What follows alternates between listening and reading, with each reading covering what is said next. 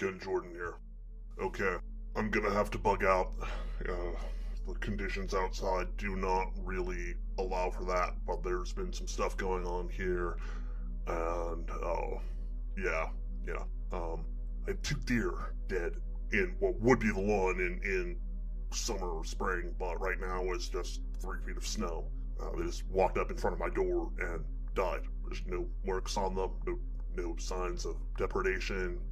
When I found them, they were both totally frozen. They just came to my door to die. There are no footprints other than where they moved through the snow. Two lines. I checked it back to see if they encountered anything. As far as I can tell, at least going a mile in each direction around the terminus point, where I can't find it's a tracking thing. Anyway, where I lost their trail, there's nothing around it that seems like it showed human or even other worldly, other type of activity. Yeah, I know 24 ways that they could have been taken out. I get that. They could not have been taken out. Well, the odds that they would choose to die right in front of my door like that, of exposure, or it did not look like they were starving then. I mean, it's winter, but they look to be in good health otherwise. They look fairly young. And for them to suddenly have a heart attack or die of a disease with no other signs, that's really unlikely. So, yeah, I'm out here. I don't even know why anyone or anything would do that, but I'm not going to stay around and find out. So I'm going to pack stuff up, and I'm going to be out of here in the morning. It is currently, it's about 3:30 in the morning. I'm not leaving in the dark, not even just because I'm afraid of the dark, though. Do my job long enough and you kind of build a healthy fear for anything you can't see at the moment. But, sorry, my old job. But I'm not leaving until I can see what's going on. That actually happened yesterday. I've been mulling over things, packing up, trying to work out how I'm going to get out of here. I think I've got a way. I walk down to the end of the driveway. It's a bit of a haul, and I'm going to have to do some digging. But one of my neighbors apparently has plowed right up to the edge of the driveway. So if I can get that cleared enough for the car to get out, I should be able to make it. Probably take me all day or several days to do the digging on it, but as soon as I can, I'm going to be out of here, and then I'm going to try and upload this stuff. So there might be a little gap between when this goes up and when you hear the next one. What is it they always say on YouTube? Like, share, and subscribe. Do I have that right? Please, everybody, I really would love to get this out. Subscribe though, and do the little bell click thing if you know what that is, so that you get the thing saying when it's going to be going up. Because I've got to do these carefully. I think I have someone or something arranged to help out with that. Once I have this first bit up, if they can do it, if they'll do it, is not assured. I've got to check some things out. If that happens, there'll be some regular updates on things. Then I just have to try and make this look as normal as possible. It just like this is just a regular YouTube project that anybody might put up. So, that's what I gotta do. Yeah. I think what I'll do is I'll try and set it up so that it's monetized, so that it can make some money if anybody ever watches it. And I can give that money to the person who's uploading them for me in order to pay them. Because otherwise, I'm getting low on funds. I can get more doing some sketchy stuff, but anything I can do legally is better. I don't know how long this stuff is going to stay up. If you want to rip this off of YouTube and have it on a different site or something, go for it. I don't know that I can get it for you in any way, or ever even talk to you about it, but if you can get the word out, get the word out. I don't care what it takes, because remember, this isn't about me, this isn't about you, it's not even about the funny stories here, the SCPs. Those are some nice stories, but it's about helping people get ready for what's coming. We're not ready. I don't think any of us are ready. Maybe you can be the one, though. Maybe you're the one. Maybe you and your friends are the ones. so I'd love to see that. Don't know if I get to live that long, but it'd be great. I am going to do some SCP stuff. I am going to do that right now, just because, given the bad news of I'm going to try and get out of here. I don't even know if anybody's going to hear this, honestly. For all I know, I hit the road and that's it. The thing with the deer was weird. Clearly it's meant as some kind of threat or warning. I get it, because they can get me wherever I go. I even understand that they're gonna get me. I'm just hoping I can keep this going long enough and get out enough information that everybody can have a shot. And I know if you're listening to it, guys, gals, back at Central, I know that you want people to have that chance. Talk to some of you about it. I know that you want that. I even know that the brass at the top actually wants that. I think this can work. If you give it a shot, it might work. I know there's a 5% chance it'll backfire on us. I get that. I get that people might try and take it out on us for not telling them sooner. But we didn't tell them sooner. We didn't give them a heads up. We didn't try to introduce this to people. We've helped to keep it hidden from them. And now it's going to bite people on the ass, and a whole lot of them are going to die. That's on us. In part, that's on us. Not totally, but... Okay, I'm going to try and... I'm actually getting a little emotional here. Sorry. Yeah, it's screwed up. We screwed up, and I don't know how to fix it. This is my attempt. And really, if you're able to hear my voice, if you're out there somewhere and you're listening to this, this is the only thing I've got for you. I'm going to try and do my best. I'm going to try and pass what information I can. There's just going to be a point where it's probably all going to be gone. So, yeah, it's pretty much you. It's pretty much down to you. Collect the data, get the information, tell your friends about it, and make sure that you get anything new I can put out. I'll try to make it worth your while. Hopefully I can learn to be a little more entertaining. I've done all of these in a fairly short period of time on very short sleep. So, yeah, I get the modern age wishes to be entertained. I understand that. I don't have the resources right now to do a lot more, but I will work on it, I promise you. Okay, SCP-301 is an anomalous region roughly 3 meters in diameter located in the middle of blank National Park. Whenever physical matter enters SCP-301, it temporarily disappears from existence. Following a delay of variable length, the matter that had entered the zone will appear in another location. The duration of this time delay is variable, with a minimum length of redacted seconds and a maximum length of redacted minutes. The exact destination appears to be a random vertex point on a geodesic grid overlaying the Earth's surface. Each leg of this pattern is approximately 20 kilometers long, resulting in redacted possible destination points. They redacted some strange things for their fictional story here. I mean, it really would have hurt to say it was 3 seconds up to 23 minutes, and there's roughly 3,000 destination points. I can get, maybe you don't know the math on it, but okay. Anyway, you can tell I'm in a mood. You can tell. This actually, the reason I picked this one is because this kind of teleportation, particularly in wild spaces, is not uncommon. This is not uncommon at all, and the idea of a person just being moved from one area to another, even inside the park system, it's usually lethal, and it is a thing that we have heard of several times. You can actually, look up disappearances inside of national forests, and also look up how often people could not have gotten from point A to point B, and yet end up well away from what they can do. Little kids who are 20 miles away from where they started, up a mountain, on a ledge that they could not have reached, just sitting there. Maybe they were carried there by Bigfoot, but I was going to make fun of that, but maybe they were carried there by Bigfoot. But this seems really possible as well. The prevailing model of SCP-301's workings is that teleportation occurs by accessing that is a big word, coterminous, interspatial region lying in a frame of reference attached to the center of the Earth. SCP-301 is invisible to the naked eye, but is detectable through other spectra. Now that's something else that has been seen. Because of our modern technology, we can sometimes get visuals on things that we didn't used to, even 20 or 30 years ago. Just simple things like night vision.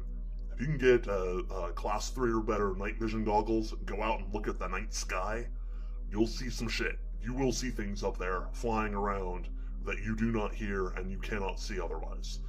You will see craft. I'll share this one with you. It wasn't my area, but I've heard enough. It's mainly ours. We've got spacecraft up there. We have regular ships that operate in very different ways. Just don't make noise and can move pretty darn quick. Most of them are pretty harmless. They're as harmless as an Air Force jet flying over. They're not here to do anything to you. There are some that might not be ours. Some people have claimed, I've not seen this one myself, some people have claimed they've looked up with the night vision goggles and see what looks like giant jellyfish in the sky. How that works, I don't know. These were reliable people though, so. Through experimentation, it's been discovered that SCP-301 can accommodate any kind of physical matter within certain size thresholds. The maximum size object that the area can accommodate can be no larger than the 3-meter diameter, which is pretty big. That's nearly 10 feet across.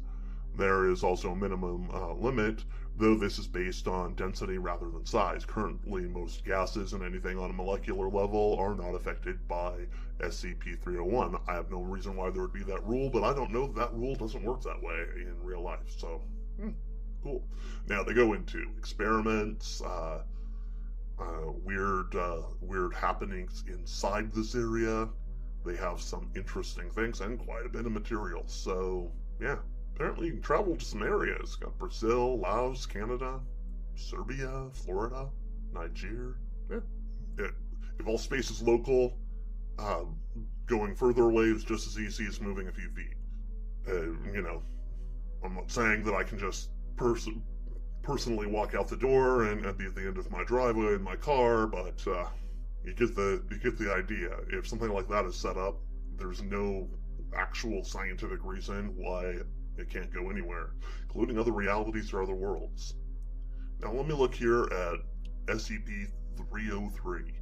I'm just going to read part of this. I kind of like the story. Consider this a teaser. Go look up SCP-303, The Doorman. Witnesses describe SCP-303 as a nude, sexless, emaciated humanoid figure with reddish-brown skin. Instead of normal facial features, its head is dominated by an extremely large mouth, which bears a set of oversized human teeth. It continually vocalizes a wheezing noise, loud enough to be heard from the other side of most solid doors. All individuals who have had encounters with SCP-303 are capable of describing it in full, including individuals who have not physically seen any part of it. That right there can be described by individuals who have not physically seen any part of it. That tells us that there is a powerful mental effect going on. It doesn't allow itself to be seen, but people know what's there. It's always identical. There's always a noise with it, and they're so afraid that they can't go through the door. If that doesn't freak you out, honestly, that kind of thing is what would make reading these worthwhile to me, or at least would have before I started in with all this stuff. Now I look at it, and it's still pretty good. I'm still kind of like that one.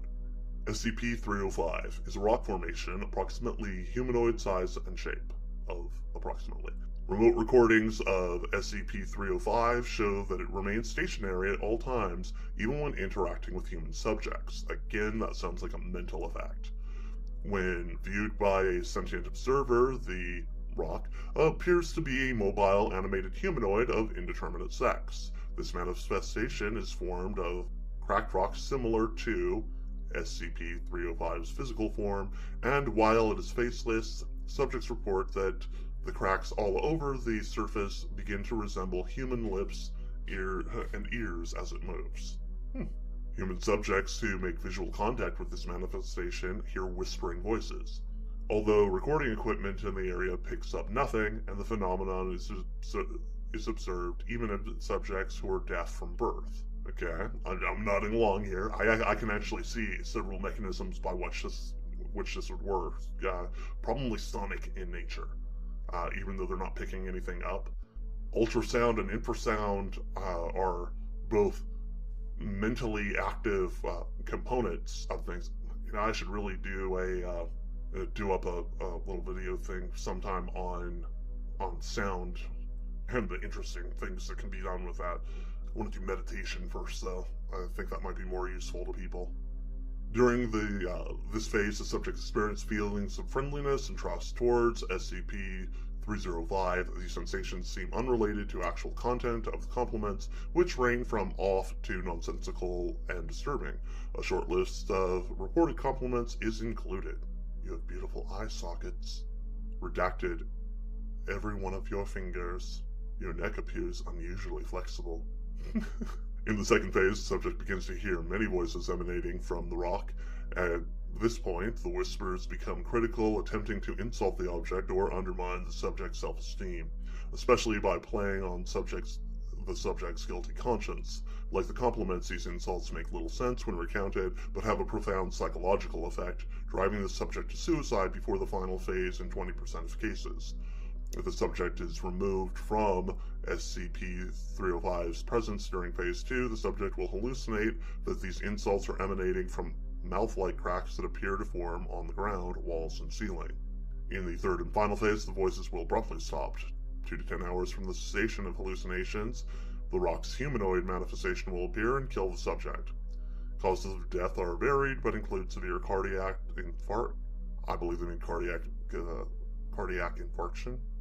Muscle spasms leading to severing of the spinal column, diaphragm paralysis, and redacted. I had to fix a little bit of that. For once, it wasn't just me messing up as I read. A subject who dies of any cause after beginning the second phase, data expunged, followed by the emergence of an instance of SCP-305-1 from the corpse. Okay, there are some writing and copy errors in this, and to whoever the author is, and in their defense, I do want to say that real documents like this have that all the time. The people who do this work in real life are not authors. They are not people who polish their words well. Just like the scientific papers. If you've ever read any scientific papers, these are not genius authors. They are people who are doing the science that they want to get done. You're lucky if they do any editing at all. So the sad thing is they usually edit really hard. This has a few errors I've seen way worse in real life. So, yeah. To me, I would say this is probably a mental effect. It's very similar to things that I've dealt with, and probably would be similar but different in each person. I mentioned DMT a while back. The hallucinations, or what people are seeing, which is what I actually believe is going on, that people are able to actually see the world around them for once, but they're very similar. For instance, the clockwork elves. People of all different stripes in life report seeing clockwork elves, and these little elves, they're clearly living, but they're also machines. Things like that. There can also be effects through EMS, electromagnetic stimulation of the brain in certain regions that will basically cause similar effects to that, or cause you to think you're being abducted by aliens. Yeah, so they can put a doohickey on your head, click a few buttons, and it'll basically create a magnetic bottle or an area of agitation in your brain. They have two functions. They can basically keep anything from happening in a given area of your brain, or cause it to be agitated. If they agitate the right spot, you suddenly start to see things. You start to see aliens, and possibly even little robot elves. Okay, SCP-307. SCP-307 is a creeping vine similar in appearance to common English ivy, save for the presence of greenish thorns on the stems and a tendency of the leaves to exhibit a purple hue. I think I've seen this. The vine puts down roots almost every 30.5 centimeters, 12 inches. The roots can penetrate any porous material but not metal. Any part of the plant not connected to a root system is to be considered dead and safe to examine up close. The plant appears to be carnivorous and seems to exhibit some degree of intelligence. When in the presence of a warm-blooded animal, hereafter referred to as the victim, it grows with a startlingly rapid rate in the direction of the animal, often growing 3 vines at a time in what appears to be a flanking maneuver. Upon contact, SCP-307 appears to paralyze the victim and then liquefy and drain all internal organs, musculature, and blood. The mechanisms by which it does this are presently unknown. They have, however, led researchers to call it spider ivy. Well, we certainly have carnivorous plants, and unlike the Venus flytrap, they don't all go after tiny insects. We've certainly seen plants that have gone after larger mammals that, in the half of all species that we've yet to measure or name, there might be some out there that can do some strange things like that. I'm willing to say it could happen. The growing really fast in a given direction seems very unusual, but that's the nature of these stories, so I will allow it. Okay, what do we got here? SCP-310 is a small 157 millimeter tall white candle, composed apparently of apparently standard tallow. The candle is an unmarked 33 millimeter diameter cylinder with tapered tip, out of which emerges 7 millimeters of wick. When not immersed in an oxygen-free medium, the wick produces a steady 24 millimeter tall flame. This flame can be extinguished through most conventional means: removal of oxygen, immersion in non-flammable liquid, application of sudden intense airflow. However, on the removal of the inhibiting factor, the flame immediately reappears, behaving much like a standard trick candle. Only a small amount of tallow is liquefied at the base of the wick and is not consumed by the flame. Even during the longest duration removed from containment, they give a bunch of redacted numbers, as a result of events data expunged, at no time during those weeks was the tallow level nor the overall height of SCP-310 observed to decrease. Other than interactions with the flame of the candle, the tallow itself is not unusual in any aspect. Tallow removed from SCP-310 is designated SCP-310-01 and is classified safe. It is easily cut and as malleable as would be expected. It also melts and burns as normal when exposed to ordinary flame. Any tallow removed is slowly replaced by an unknown means. If the candle is cut short, tallow will grow from the lit section until the original 157 millimeter height and unblemished appearance is restored. In one experiment, SCP-310 was replaced in a heat chamber, melting the entire volume of tallow so only the wick remained. The flame remained lit even without fuel and gradually exuded tallow until its original state was restored. Okay, what are we looking at here? Honestly, somebody wanted to put in an Eternal Flame story, and I think they did a pretty good job. As fiction goes, I kind of like this one. It's simple, it's not that threatening or anything, but yeah, I think it's worth a read. Why is it added here? Because I picked it at random, because I like stories about eternal flames. That was really all it was. What? I can't like stuff. Okay, SCP-330 appears to be a small, round, stainless steel bowl filled with a variable amount of individually wrapped pieces of candy. Taped to the side of the bowl is a handwritten note reading, "Take no more than 2, please." Attempts to remove the note have met with failure, as have attempts to hide or obscure it.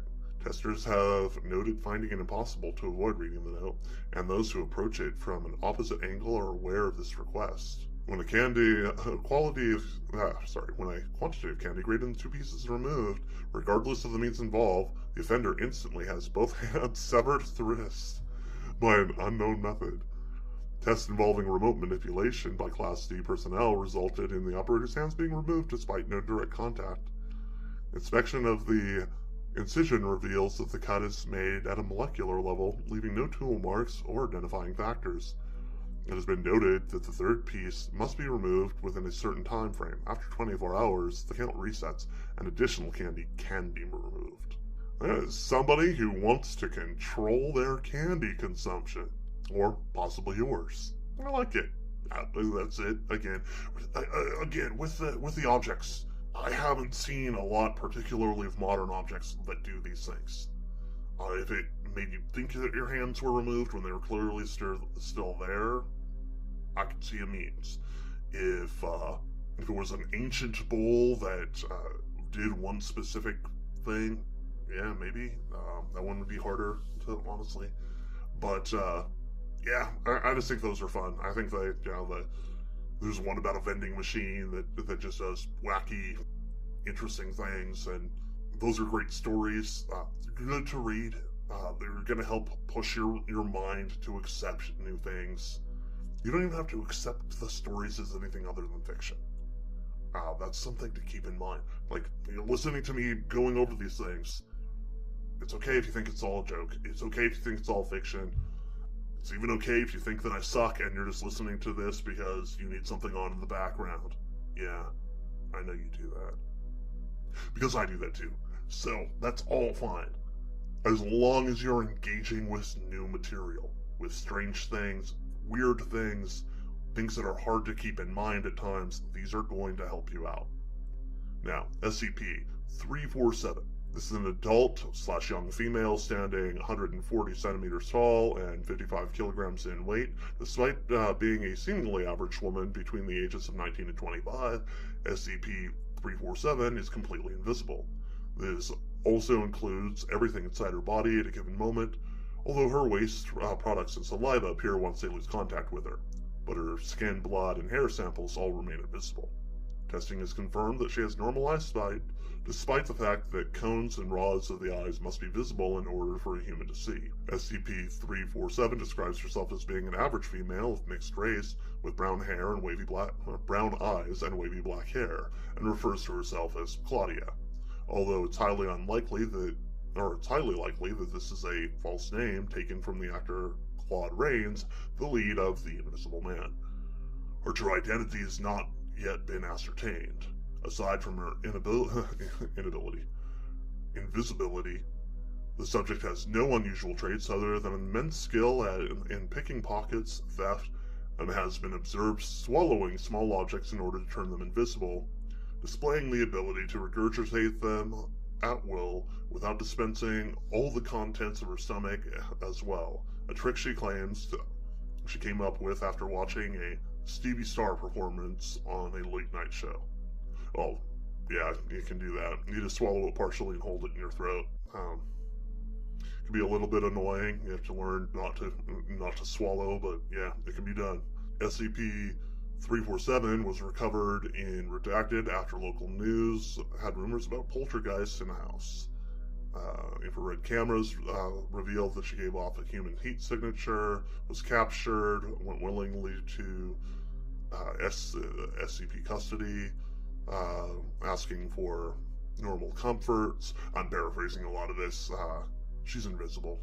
She shows sign of mental instability, bit of a creeper, sneaking up on people as they're falling asleep and petting them and doing who knows what else. People find it disconcerting, as they should. She's invisible in all terms of visible light and may still be observed, but she still may be observed via ultraviolet or infrared cameras. Yeah? Okay, the Invisible Man style of invisibility I haven't witnessed myself. I haven't heard of. That said, I've heard of a lot of invisible people through other means. Usually a form of camouflage, some of it natural, some of it not so natural, some of it just really skillful camouflage. I've certainly seen some tech that can do the same thing. I mean, just flat out have seen it, and you get pretty good invisibility that way. I've also seen some camouflage outfits that will match what's behind them so well that the person might as well be invisible. I know, boring tech stuff, but that's just my experience. Okay, this is going to be the last one for now, I think. SCP-352, Baba Yaga. She appears to be a very old, emaciated woman of indeterminate age and race. She speaks Old Russian, but with an accent and dialect that makes translation very difficult.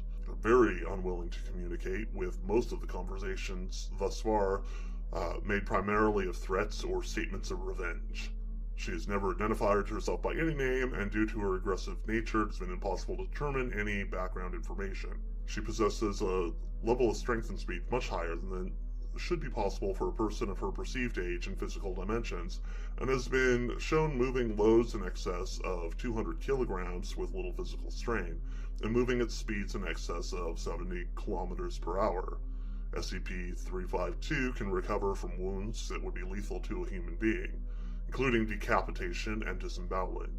This regeneration can take between several days to several weeks, depending on severity. Internally, SCP-352 appears to be a normal human woman with muscles, bones, and organs in a state consistent with advanced age. Testing done on the tissue samples has been inconclusive. The subject is capable of growing very thin, hair-like strands from any part of her body.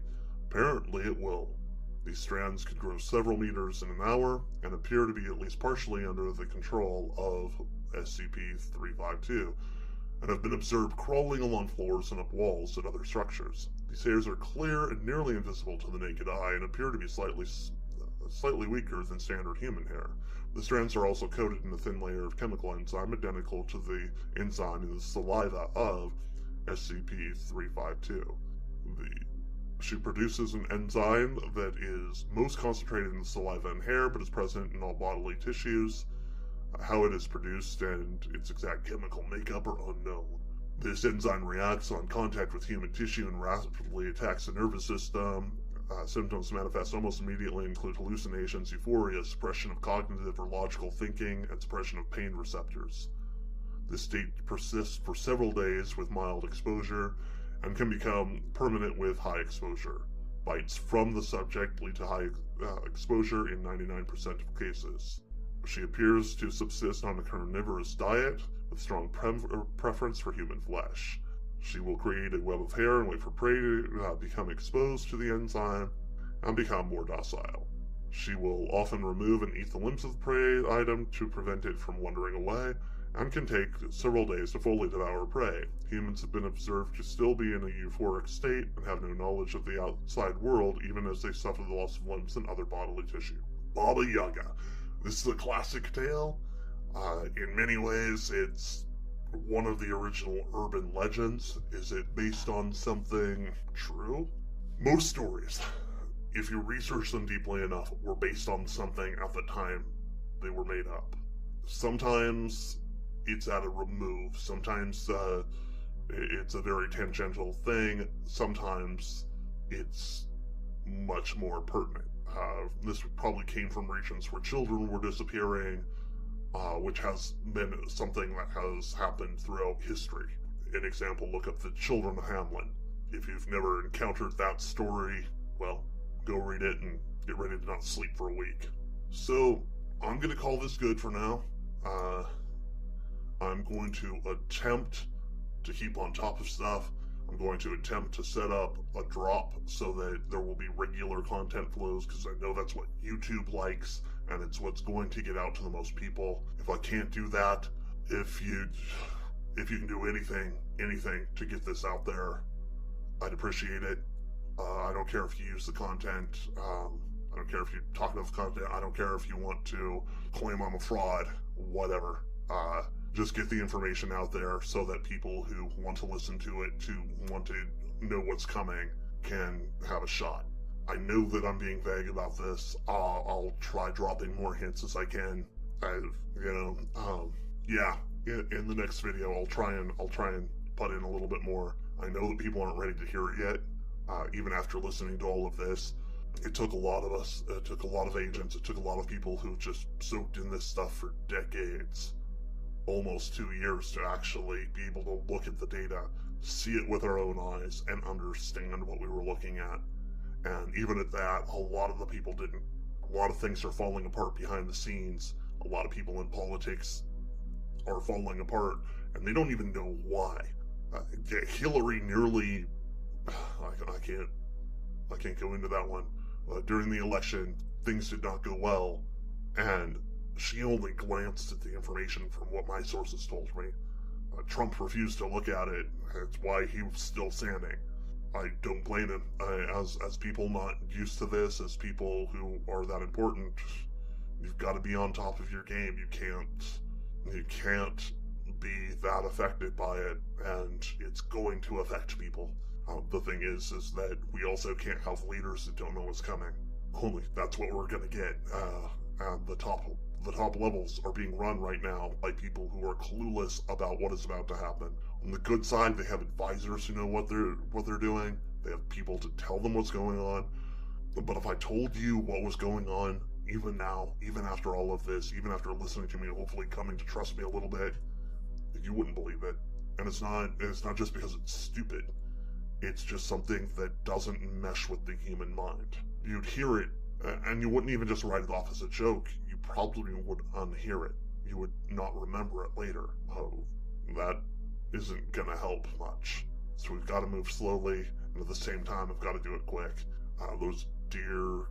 I get it. I get the threat, but we don't have time. We don't have time. We don't have time for me to give in. We don't have time for fools to be threatening people. I know that this could set off some bad things about 5% of the time, but we know that there's a nearly 100% chance that the bad things are coming anyway. This is not that big of a risk.